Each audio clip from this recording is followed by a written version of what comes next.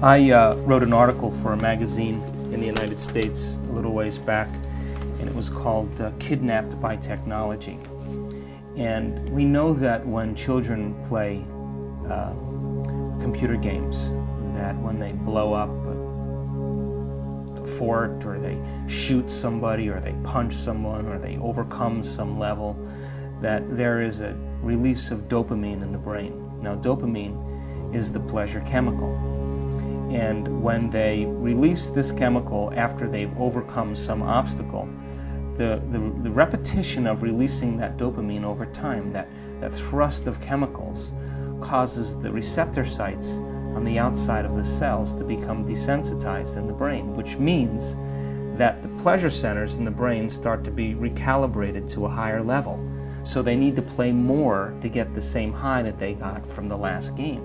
Now that sounds like an addiction to me, because as the pleasure centers keep going higher and higher, it takes more of something to turn them on. Now here's the point.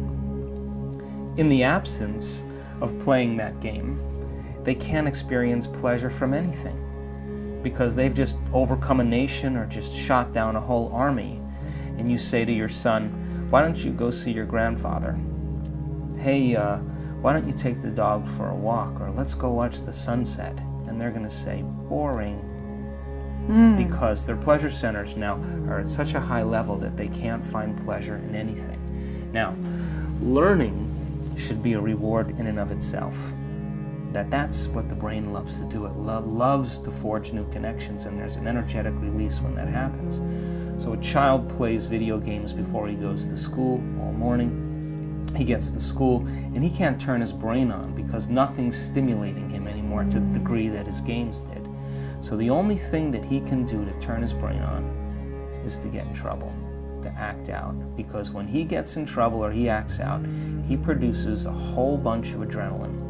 And all that epinephrine begins to be secreted into the body, and for a moment he has a heightened level of awareness. Wow. But we know now that adrenaline turns on the hindbrain instead of the forebrain, and the frontal lobe begins to shut down, and we start to have some serious attention problems. Now fast forward 25 years down the road, when that child now is an adult and he has to face some very difficult situations in his life emotionally.